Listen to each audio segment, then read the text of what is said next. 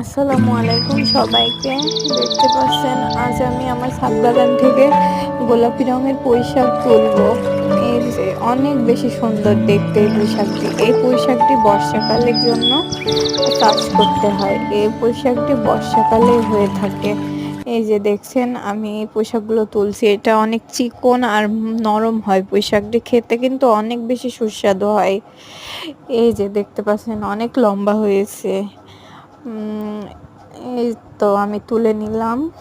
এবার আমি পাতাগুলো তুলবো। দেখতে পাচ্ছেন আপনারা কিন্তু লাগাতে পারেন। পুঁইশাকটি দেখতেও অনেক বেশি সুন্দর, দেখলে মন ভরে যায়।